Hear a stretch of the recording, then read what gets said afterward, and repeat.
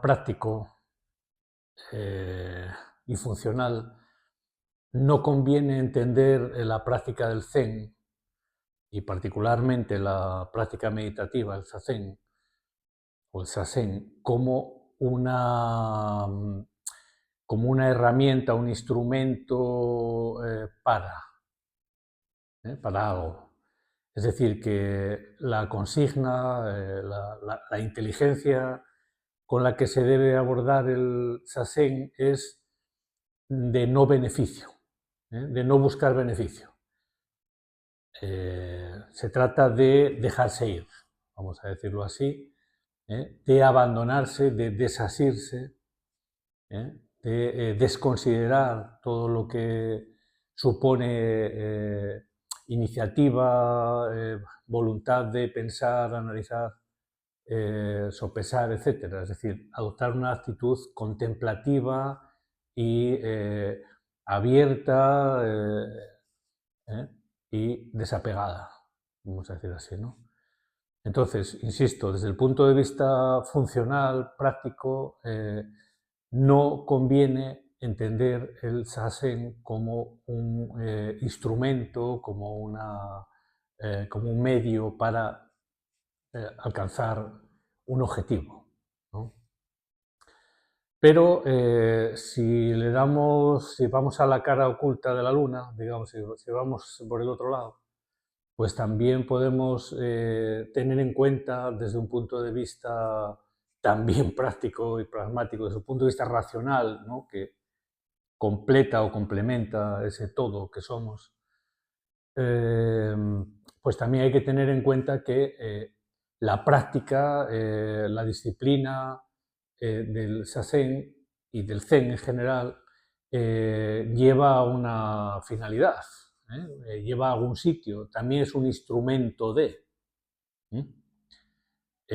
Por lo tanto, aquí es donde podemos encontrar también una afinidad, como hemos visto en otras sesiones, en otros Taisho, con el yoga, con la práctica del yoga, entendiendo que el yoga sí es explícitamente o sí se ha considerado históricamente un instrumento, una herramienta, ¿no?, un vehículo para alcanzar, para conseguir la finalidad del yoga, que en palabras de Patanjali es la detención de los procesos de la mente, ¿no?, del proceso mental, la detención del proceso mental. Por lo tanto, es una serie de indicaciones, de actitudes convenientes, de prácticas para alcanzar ese objetivo, para caminar en dirección a ese objetivo, ¿no? Aquí cabe también tener en cuenta la significación etimológica del término yoga, que tiene que ver con el yugo, tiene la misma raíz que yugo.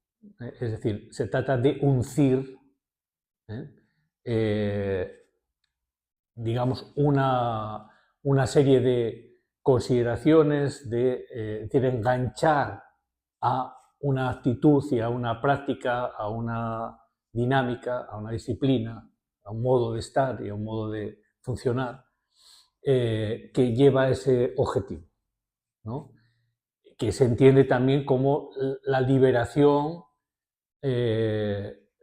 también entendida como que, de alguna manera, los procesos mentales nos encadenan, crean un mundo o una serie de mundos paralelos y, bueno, pues útiles, necesarios para la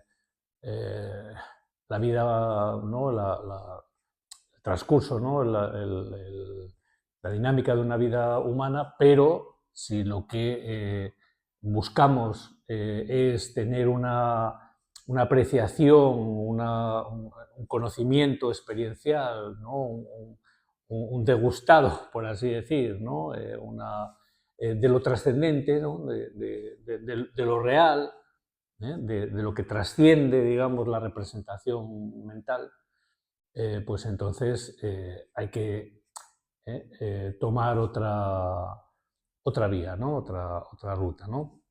En este caso el yoga, o en el caso del zen, pues el sasen, y digamos las demás prácticas, ¿no? Que tienen que ver con la tradición del zen, ¿no? Que sería, por un lado, la meditación del zen, que es el sasen, y por otro lado, la interacción con un maestro, que es lo que autores, por ejemplo, como Ueda, denominan Sanzen. Y bueno, pues también el contacto con la naturaleza, se le da mucha importancia en la tradición del Zen, etcétera, ¿no? Por lo tanto, es sasen, levantarse del sasen para acudir a la naturaleza, para interactuar con la naturaleza, para contemplar la naturaleza, para interactuar con ella, y también la interacción con el tú, que en este caso estaría eh, representado por digamos, el diálogo, el doxan, ¿no? Que se tiene con un maestro, ¿no? En los retiros o en la práctica del zen, ¿no? En la disciplina, pero también eso se puede llevar a la interacción que tenemos normalmente con los demás, ¿no? Con el mundo, ¿no? Con las demás personas y demás, ¿no? Bueno, entonces, en relación, volviendo al yoga de Patanjali, que busca la detención de los procesos mentales de la misma manera que en el zazen no se busca nada, pero en realidad está ahí la experiencia de Satori, o ¿no? La experiencia de no dualidad, ¿no? Donde eh, la propia marcha o el propio desarrollo, la propia madurez de la práctica y del camino, ¿no? Del Zen. Ahora sí podemos entenderlo como un camino también, por eso digo que están las dos cosas, ¿no? El no beneficio, y por otro lado la búsqueda de un objetivo también, ¿no? O eh, la contemplación de un objetivo, ¿no? Pues ese Satori no es otra cosa que una detención del proceso mental eh, que lleva, ¿no? A un estado contemplativo de ahondamiento, a una experiencia de lo real, ¿no? Bueno, luego pues se puede también apreciar, ¿no? En lecturas, ¿no? Como los sutras budistas, etcétera, ¿no? Donde se habla, por ejemplo, del sutra del corazón, ¿no? Que se repite mucho diariamente en los retiros de Zen, ¿no? En los sesshin, de que el vacío es forma y que la forma es vacío, ¿no? Vacío es forma, forma no es sino vacío.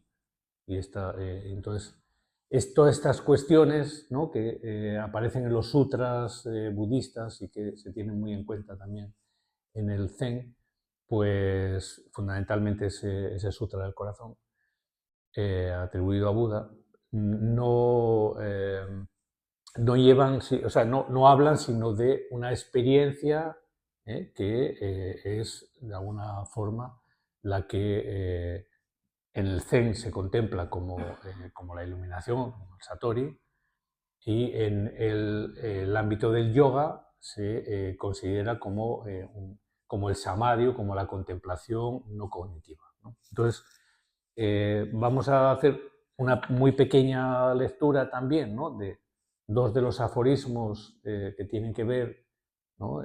Con esta cuestión, ¿no? Siguiendo la misma ruta de los aforismos que ya veníamos tratando, que quizás volvamos a ellos en algún momento. Bueno, entonces vamos a verlo aquí.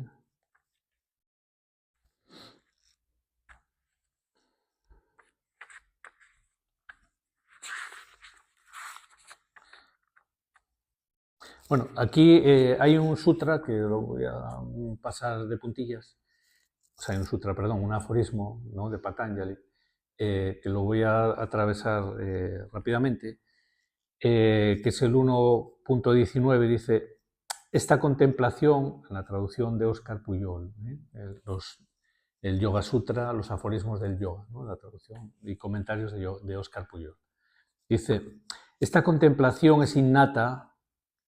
Estábamos hablando de la contemplación cognitiva y no cognitiva, ¿no? En la anterior sesión cuando hablamos de Patanjali, de los aforismos. Esta contemplación, la no cognitiva, ¿no? El samadhi, ¿no? El recogimiento, la contemplación, la visión no cognitiva, es decir, cuando ya hay una detención, ¿no? Del proceso mental, cuando la mente se ha detenido, y lo que queda es la visión, ¿no? Lo que en el hinduismo se denomina, ¿no? El Sankhya, ¿no? El Purusha, ¿no? La persona esencial, o digamos la consciencia, ¿no? No es una persona en un sentido sustancial, en un sentido yoico, ¿no? Eso es una cuestión que tenemos que volver sobre ella una y otra vez, y que además viene muy bien explicada, aunque a veces se vuelve árida, en ese libro que os recomendé también en la sesión pasada, de Zen y Filosofía, de Shirusetsu, me parece que es el nombre, Ueda, ¿no? Que por cierto hay aunque os he enviado la fotocopia, el libro se puede adquirir como libro, parece que está publicado en la editorial Herder, que se puede conseguir en una librería o en Amazon o lo que sea. Os advierto, si alguien va a buscar el libro es muy cómodo de peso y de edición, es una buena edición. Es breve, vamos, no es muy extenso, pero tiene la letra un poco pequeña, lo digo, no tengo problema con la vista de cerca, pero hay gente que la letra muy pequeña le resulta problemática. Bueno, entonces, esta contemplación es innata, dice este aforismo, para los incorpóreos y para los que se reabsorben en la naturaleza primordial. Bueno, aquí, claro, aquí ya Patanjali echa mano del criterio, ¿no? La concepción hinduista, ¿no? De que hay seres, ¿no? Que no tienen cuerpo, ¿no? Y que, etcétera, ¿no? Y que digamos, ese tipo de samadhi o de estado de visión, de contemplación, es innata, ¿no? No se lo tienen que currar, por así decirlo, ¿vale? Entonces, bueno, pues eso, es decir, que no solo tiene, o sea, que es innata hasta que, bueno, pues digamos, el karma o ¿no? Los gérmenes, ¿no?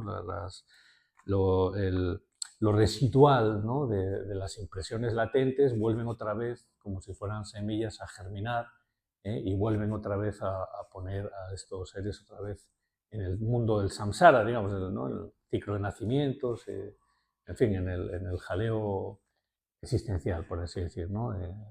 Que conocemos, ¿no? Bueno, entonces saltamos, por lo tanto, al siguiente aforismo que dice: en todos los otros casos, es decir, cuando no estamos hablando de los incorpóreos, ¿no? En todos los otros casos la contemplación va precedida por la confianza, la energía, la atención, la concentración y la visión. Esto es lo que me parece interesante a efectos prácticos de cara al sasen, ¿no? a la propia práctica meditativa, ¿no? Hay que, de alguna manera, cuando estamos en esa actitud meditativa, en ese aquietamiento meditativo, el silencio meditativo, en ese espíritu de no beneficio, pero hay que hacer por estar concentrado, ¿no? Por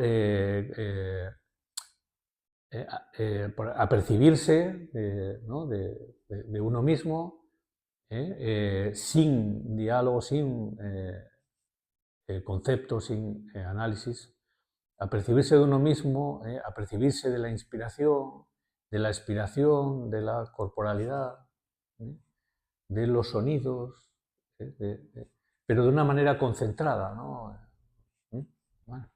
Entonces dice Pujol, una vez más, debemos buscar el origen de este sutra en los textos palís que mencionan precisamente los mismos términos. Aquí Óscar Pujol hace referencia a que algunas indicaciones que hace Patanjali en los aforismos están sacadas, ¿no? o tienen mucho que ver, ¿no? Con los textos budistas del canon palí. Entonces, bueno, hace esa alusión, ¿no? que justamente en el canon palí se alude a estos mismos términos que ahora voy a repetir, ¿no? Se enumeran aquí las etapas de la práctica que tienen que seguir los yogis, los practicantes, ¿no? que no poseen de forma innata la contemplación no cognitiva, ¿no? Entonces, os recuerdo el aforismo que dice: en todos los otros casos va precedida la contemplación por la confianza, la energía, la atención, la concentración y la visión. Entonces, aquí lo resume más explicativamente Pujol diciendo: la confianza, que es fundamental, produce la energía o entusiasmo gracias al cual la mente es capaz de estar atenta y despierta. Si no estás en una actitud, en un estado, en un sentimiento, podríamos decir, de confianza, esto dificulta, ¿no? Sin embargo, la confianza produce energía o entusiasmo gracias al cual la mente es capaz de estar atenta y despierta. Es decir, que de alguna manera nos está invitando a cultivar la confianza. Y con ella, digamos, alcanzar un estado de atención y de estar menos espeso, más despierto, más despejado, ¿no? En la práctica meditativa y también en cualquier otro momento, ¿no? Dice, lo que posibilita los estados elevados de concentración. Claro, si no tenemos la energía o el entusiasmo, es decir, la motivación para que la mente esté atenta y despierta, pues ya no podemos aspirar, por así decir, a un estado de concentración intenso o elevado. Vamos a tener ahí una concentración, pues, en fin, ¿no? Como muy básica o muy inestable, que es lo que nos suele ocurrir, ¿no? Dice, lo que posibilita los estados elevados de concentración que a su vez permiten la aparición de la visión, digamos, del estado contemplativo, ¿no? Que allana el camino, dice, bueno, de la visión llena de verdad que allana el camino para la detención final de la mente, digamos, para esa finalidad del yoga que es la detención del proceso mental, ¿no? De manera que lo que quede sea una visión, una percepción no mental, no representacional, una visión, digamos, directa o desnuda, vacía, ¿no? de representaciones, por así decirlo. Aunque nos pueda parecer ahí una cosa, no sé, ¿no? de extraterrestre, hay que tratar de apreciarla o de entenderla o de aprehenderla, ¿no? Captar, ¿no? Estas cuestiones, bueno, pues en cosas simples y básicas, porque también nos podemos caer en la trampa de hacernos una representación mental del rollo, ¿no? Con lo cual todavía la cosa se hace como más imposible, ¿no? Es añadir más piedras o más obstáculos, ¿no? Si el asunto es mucho más simple, se trata de alguna manera de descabalgarse o de apearse de todo ese océano de representaciones, etcétera, ¿no? que hace la mente de manera autónoma, de manera constante.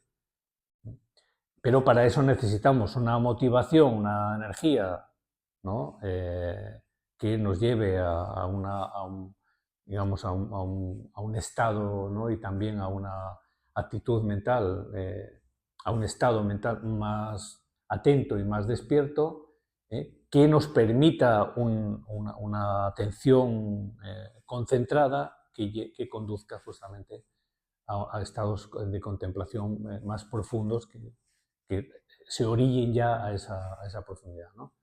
Es muy interesante en el libro que os he comentado de Ueda, de Zen y Filosofía, porque son, como he dicho la semana pasada, tres artículos, ¿no? Tres comentarios. El más largo es el que se refiere, en el que habla del maestro Eckhart, de Meister Eckhart, de este místico dominico, ¿no? Alemán, ¿no? Que declarado hereje después de su muerte y tal. Entonces, que suscitó mucho interés entre los filósofos japoneses y los practicantes de Zen, precisamente porque, digamos, utiliza expresiones y hace razonamientos que son muy próximos y muy comprendidos desde la práctica y la experiencia de la tradición del Zen, ¿no? Entonces, es muy interesante, es de los tres, es el capítulo segundo, que es el más largo, es muy jugoso porque cita, este autor hizo su tesis doctoral en la Universidad en Marburgo, en Alemania, justamente en relación con Meister Eckhart, ¿no?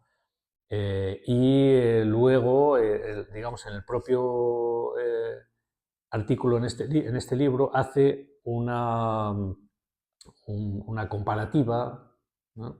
De asuntos que se parecen, digamos, ¿no? O que tienen una analogía muy clara entre Eckhart y el Zen, y también en otras cuestiones en las que eso es diferente, ¿no? Entre estos dos mundos, ¿no? Entonces es muy interesante de leer y además luego hace alusión a las tres últimas imágenes de las 10 que configuran el, digamos, este asunto del pastoreo del buey, ¿no? Con el que se trataba de explicar, ¿no? De una manera didáctica el proceso desde que uno comienza a buscar, ¿no? A indagar, ¿no? En la práctica, ¿no? En conocer, ¿no? La realidad, ¿no? La propia naturaleza, ¿no? Que está representada por el buey, ¿no? Por el animal, ¿no? Que el boyero o el pastor no pierde al principio y tal, en la primera imagen. En fin, luego va atravesando, digamos, esas imágenes. Ya veremos algún día este tema. Además, ya os lo comenté hace tiempo, pero bueno, ahora quizás estoy un poco más decidido con ello, lo que pasa es que no tengo mucho tiempo. En preparar un manual con algunos textos o algunos comentarios, ¿no? Que considero yo que son muy interesantes, ¿no? Para renovar, ¿no?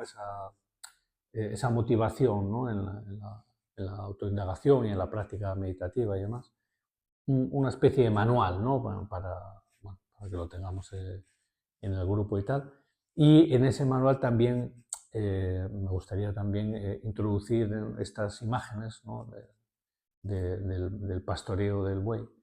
Entonces, bueno, en este libro de Ueda hace unas reflexiones sobre las tres últimas imágenes.